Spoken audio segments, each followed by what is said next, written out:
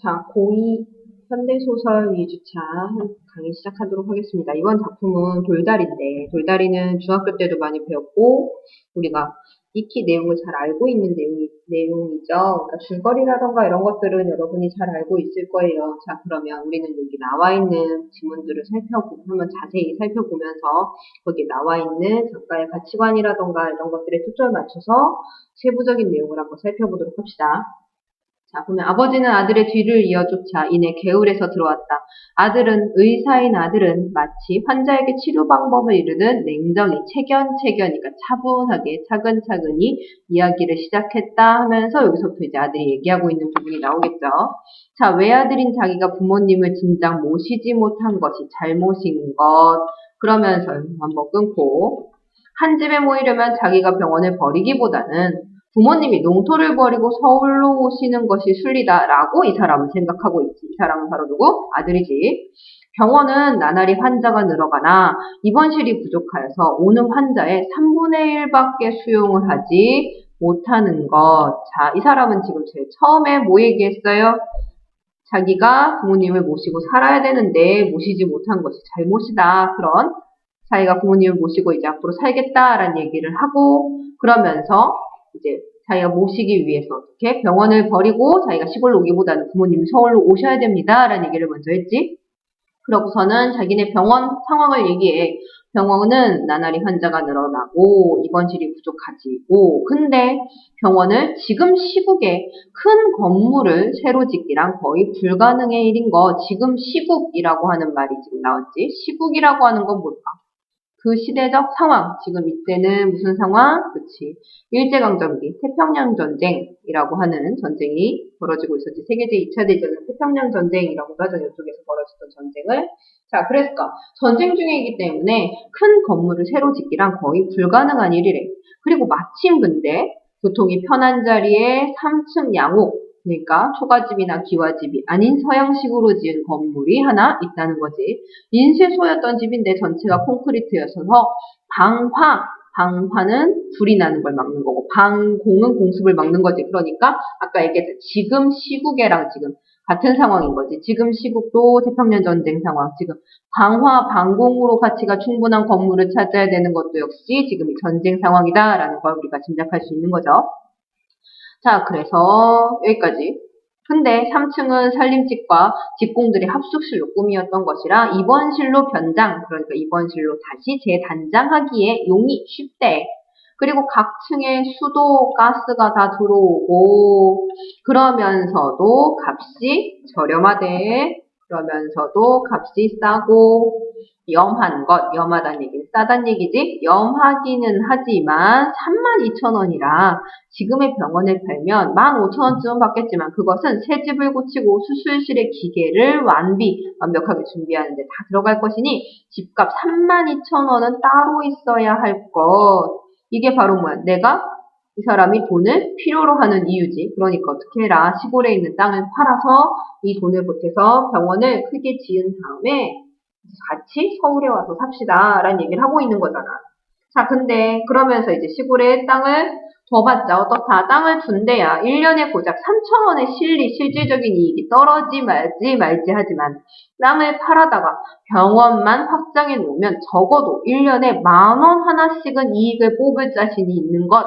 돈만 있으면 이 다음에 서울 가까이라도 얼마든지 좋은 것으로 땅을 살 수가 있는 것이라고 얘기했지. 자, 여기까지로 봤을 때 봐봐.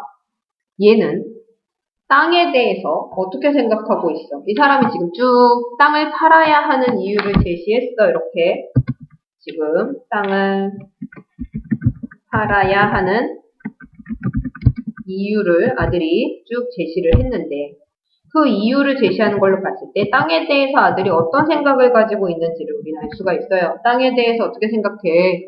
봐봐. 시골에 땅을 둔 데야 3,000원의 실질적인 이익이 떨어질지 말지 모른다라고 얘기했지. 그렇지만 병원을 세우면은 돈을 더 많이 벌 수 있대. 그러면서 돈만 있으면 땅은 얼마든지 좋은 것으로 살 수 있다라고 얘기했으니까 땅에 대한 아들의 가치관도 나타나지. 어떤 가치관? 그렇지. 땅에 대해서 물질적으로 생각하고 있는 가치관, 실질적이고 물질적인 근대적인 가치관을 가지고 있다라는 걸 알 수가 있죠. 얘는 누구? 아들이지.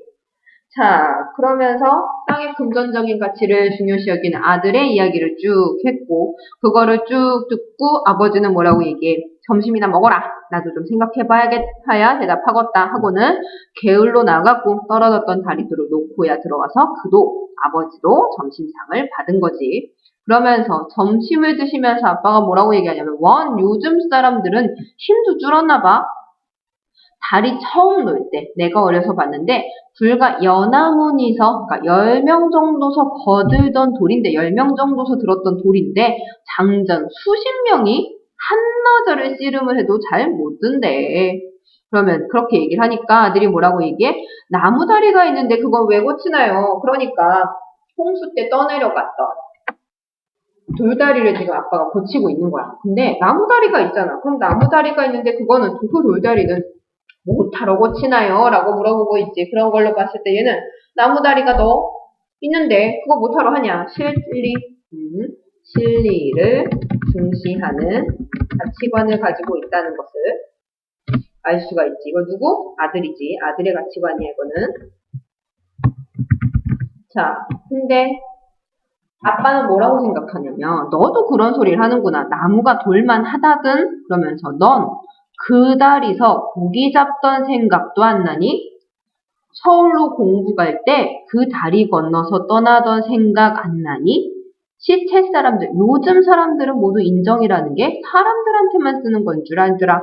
내 할아버님 산소의 상도를 그 다리로 건네다 모시고 그 다리로 그를 잉글어 댕기고 네 엄마도 그 다리로 가마를 타고 내 집에 왔어. 나 죽거든 그 다리로 건네 묻어라 했지. 그러니까 지금 아버지는 뭐 하고 있어? 그 다리랑 관련된 본인의 우리 가족의 추억들을 얘기하고 있지.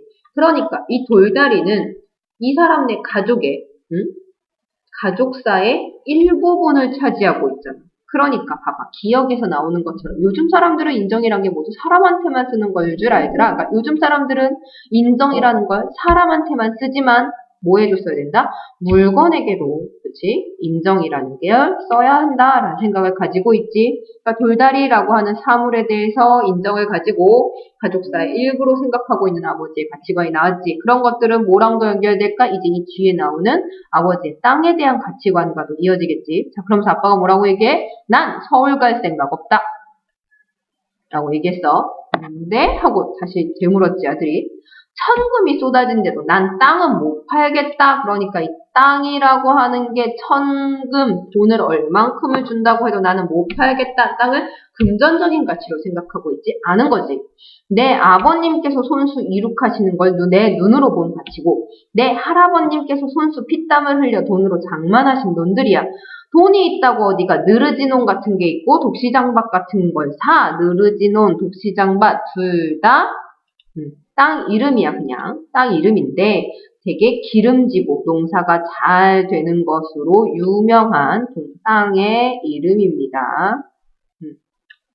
자, 그러면서 느르지논 쪽에 서 있는 느티나무는 할아버지께서 심으신 거고 저 사랑당에 선앙당에 있는 사랑마당에 있는 은행나무는 아버님께서 심으신 거다.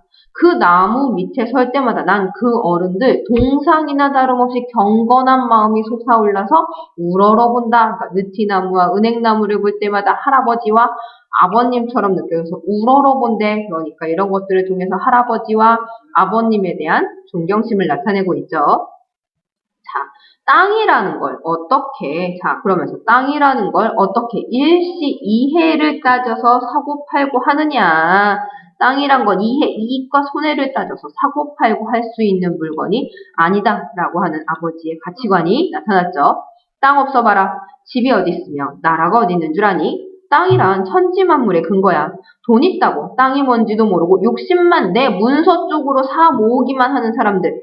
돈놀이처럼 별리 이익만 생각하고 제 조상과 그 땅이 어떤 인연이란 건 도저히 생각하지 않고 헌신짝거리듯이 하는 사람들, 그러니까 땅을 뭘로? 금전적인 가치로만 생각하는 사람들, 땅이 본래 가지고 있는 본래적인 가치보다도 금전적 가치를 더 중시 여기는, 근데 자본주의 사회의 그런 사람들의 가치관을 비판하고 있지.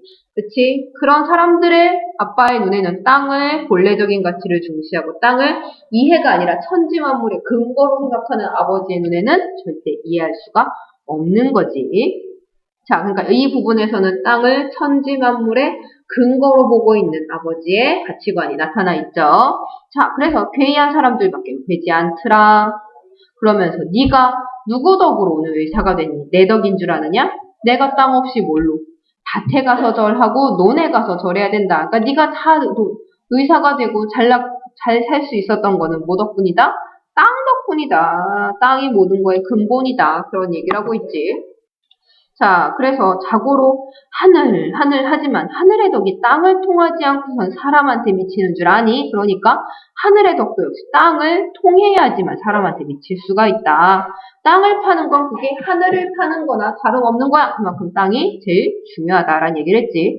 땅을 밟고 다니까 땅을 우습게들 여기지. 땅처럼 응과 잘못한 거에 대한 벌이고 과는 결과지. 그러니까 잘하고 잘못한 데에 대한 결과가 분명하게 드러나는 게 무엇이냐? 하늘은 차라리 못 믿을 때도 많다. 그러나 힘들이는 사람에게 힘들이는 만큼 땅은 반드시 후한 보답을 해주시는 거다. 세상에 흔해 빠진 지주들, 이제 비파의 세상들이지. 사람들은 어때? 땅을 소작인들한테나 맡겨버리고 떡 도회지에 앉아서 소출을 팔아다 뭐다 도회지를 낭비해버리고 땅 가꾸는데 단돈 1원을 벌벌 떨고 땅으로 살면서 땅에 야박한 그런 후레 자식인 거지. 그치? 지주들을 뭐라고 얘기했어? 후레 자식이라고 비판했지. 그치? 이게 이렇게 마우스가 잘 안 되네. 자, 이 후레 자식들은 지주였지. 자, 그래서 땅이 말을 할 줄 알아봐라. 배가 고프단 땅이 얼마나 많을 테냐. 해마다 걷어만 가고 땅은 자갈밭이 되는 줄 아나? 뚝이 떠나가니 하나? 걸음을 한번 제대로 넣나?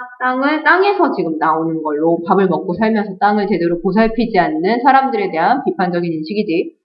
정 급하게 돼서 자기니 우는 소리나 해야 요즘 너희 신의들, 그러니까 의사들, 신식 의사들이 주사침 놓듯이 애꿎은 금비만, 비료만 갖다 털어놓지. 그렇게 땅을 홀대를 하고, 그러니까 하찮게 여겨서 이제 죽어서 땅이 무서워서 어디들 갈 텐고 라고 아빠가 딱 잘라서 거절을 했지. 그랬더니 창섭은 입이 얼어버리고 손만 부비었다. 자기의 생각은 너무 자기 본이 나 위주였구나 라는 걸 깨달았지. 땅에는 이해를 초월한, 이해는 이익과 손해야, 이해관계를 초월한 일종의 종교적인 신념을 가진 아버지에게 아들이 땅을 팔자고 했지. 일종의 종교적 신념을 아버지는 가지고 있는데 그 종교와도 같은 땅을 팔자고 얘기했으니까 어떤 계획이야? 이단적인 계획이지.